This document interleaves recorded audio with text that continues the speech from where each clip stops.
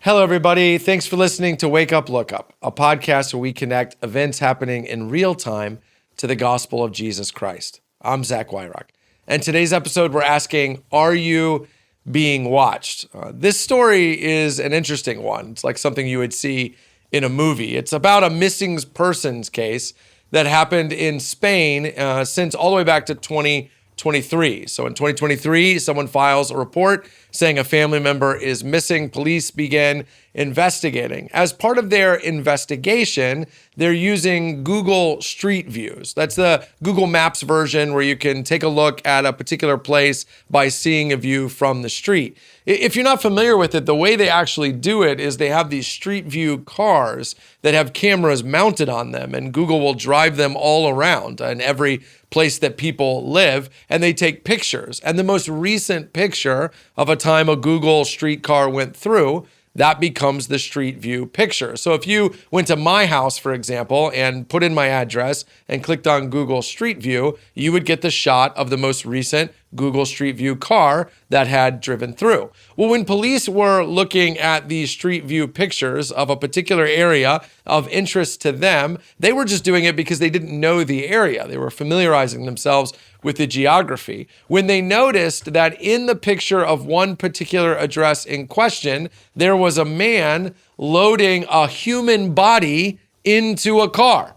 That's right. A man was loading a human body wrapped up in plastic in the back of a car, the trunk of a car. And police recognized the man as a person of interest in the case. Using that picture, they investigated that man and his romantic partner, discovering that they had abducted the man, detained him, and ultimately killed him. Both people have now been charged. What are the odds of that? You click on a Google Street View picture, and it just so happens the last time a car went through, it captures them loading the body into the trunk. It's not the first time either. Also in Spain, there was an Italian man who was wanted for murder who had fled to Spain. And when police were looking at pictures of the Street View cameras for where they thought he might be, they actually saw him in the picture. There are two lessons here. One is if you commit a crime, don't go to Spain.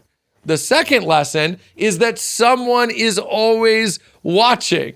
Technology makes it so that you really aren't 100% sure you can get away with anything. And there's a spiritual lesson in that. The book of Proverbs says that the eyes of the Lord are everywhere, that he sees everything that the good and the evil do. God is all places at once. He sees all things, which means just like this couple in Spain that thought they were getting away with something, just like this Italian guy who thought he had successfully fled from authorities, none of us really get away with anything.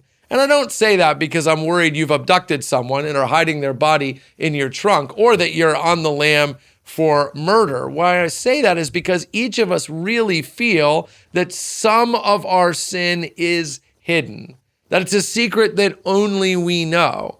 But that isn't true, not because of Google Street View, but because of God. God sees all. He knows all. The way to deal with sin is not by stuffing it in your trunk, not by burying it and hoping no one notices. It's by confessing it to God, recognizing that he saw what you did when you did it. He knows what you're thinking when you think. You don't need to bury it. You need to take it to him, name it, confess it, and be forgiven for it. I wonder how many of us are carrying anxiety and shame and guilt because we bought into the lie that burying sin is how you deal with it. And I wonder how many of us are simply one prayer of confession away from true and lasting freedom. Listen, if you've never done this, I'd encourage you to spend some time today naming your sin, naming the things that you know you feel guilty for, and asking God, not for general forgiveness, but specific forgiveness. Someone is always watching,